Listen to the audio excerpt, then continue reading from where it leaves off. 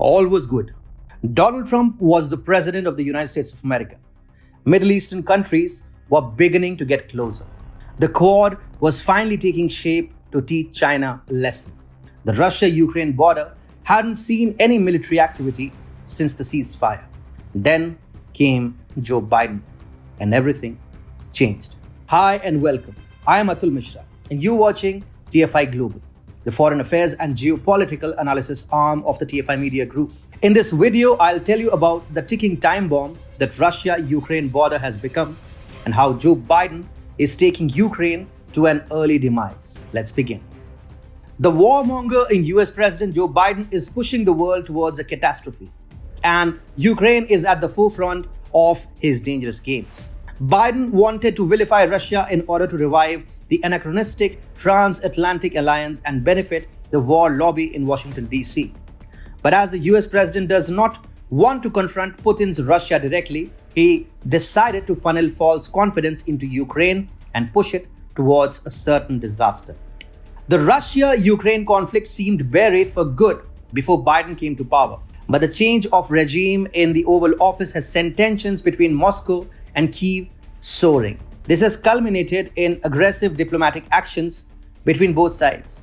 Russia and Ukraine have reportedly expelled each other's diplomats amongst global concerns regarding a revival of Russia's Crimea invasion in the year 2014. On Saturday, Russia said that it would expel a Ukrainian diplomat, which prompted Ukraine to vow immediate retaliation. Russia has alleged that the Ukrainian diplomat was caught red-handed trying to steal sensitive information. Russia's FSB security service revealed the concerned diplomat, identified as Alexander Soshenik, was briefly detained by Russia in St. Petersburg before being ordered to leave by April 22nd. As per Russia, Soshenik tried to access information from the Russian law enforcement databases during a meeting with a Russian citizen. Meanwhile, a tit-for-tat reaction came from Ukraine, which described Soshenik's detention as illegal. Ukraine's foreign ministry issued a statement reading, "We fully deny the accusations leveled against the consular officer." To settle scores, Ukraine too expelled a senior Russian diplomat in Kyiv. If Russian allegations of espionage by the Ukrainian diplomat are true, then Kyiv is certainly playing with fire. But it is really the Biden administration which is compelling Ukraine to cross swords with Russia. It is actually the Biden administration that keeps making statements which gives a false sense of hope to Ukraine. The US Secretary of State Antony Blinken, for instance, said, "President Biden has been very clear about this. If Russia acts recklessly or aggressively, there will be costs. There will be consequences." Kyiv clearly does not understand that it is becoming a sacrificial lamb in Joe Biden's larger geopolitical ambitions and designs. Biden is succeeding in his plans of playing up the Russia-Ukraine conflict in order to manufacture a second Cold War out of thin air, but ultimately it is Ukraine that will have to suffer. In fact, Ukraine has got so badly carried away that it has started making threats of going nuclear in case it fails to secure NATO membership. Ukraine's ambassador in Germany, Andriy Melnik, said, "Either we are part of an alliance like NATO and contribute in this way to making Europe stronger, or we are left with the other option, which is to arm ourselves."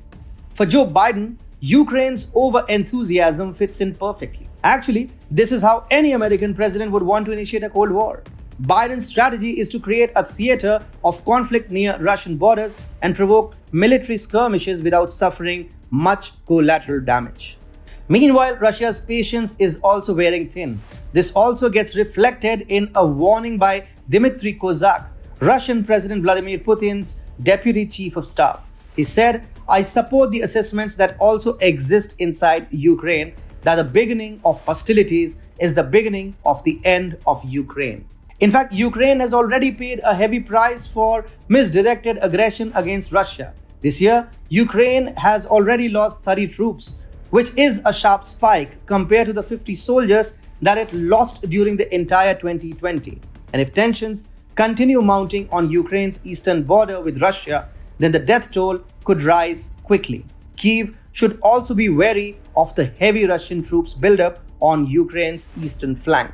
All in all, Biden is provoking tensions between Russia and Ukraine, but it is Ukraine which is sustaining all the damage that Moscow is inflicting at the moment.